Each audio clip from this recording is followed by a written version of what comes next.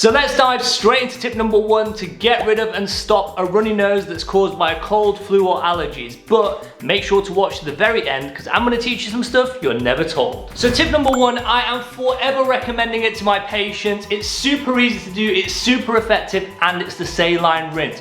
What it's going to do, it's going to wash away the excess mucus, it's going to wash away the allergens, it's going to reduce the inflammation in the nose, which is all going to help with that runny nose. And here's how you do it. 1 teaspoon of salt, 1 cup, add salt, boil kettle, add hot water to your salt, mix, and your saline solution is now ready. Okay, so now it's time for the fun bit. You have made your saline rinse, but make sure to let it cool so that you're not gonna burn yourself. So next up, you're gonna stand over a sink because this bit is messy. First, wash your hands, then pour a bit of the solution into your hand like so.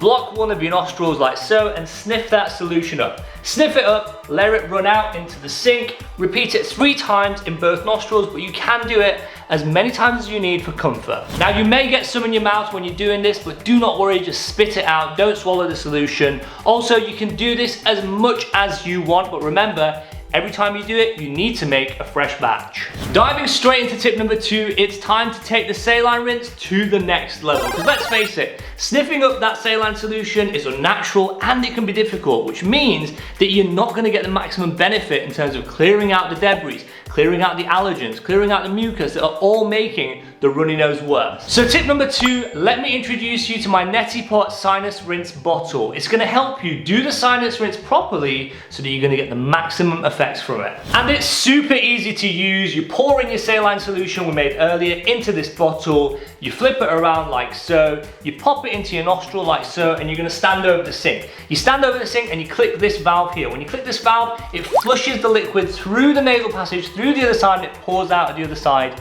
Easy as that, and then you just repeat it on the other side. Easy as that. Best of all, no sniffing up required. And so I really can't recommend this device enough for a runny nose. If you want to take your saline rinsing to the next level, give it a go. You can buy it from Amazon wherever you are in the world. Just click on the links in the description or the pinned comments. Easy as that. And diving straight into tip number 3, antihistamine tablets. These can be super effective at reducing the effect of histamine, which basically makes a runny nose much, much worse. Now you will need to speak to your chemist to make sure you're safe and suitable to take these medicines. In terms of which antihistamines I recommend, I like loratadine and fexofenadine for runny nose type symptoms. I feel like it works really well with my patients.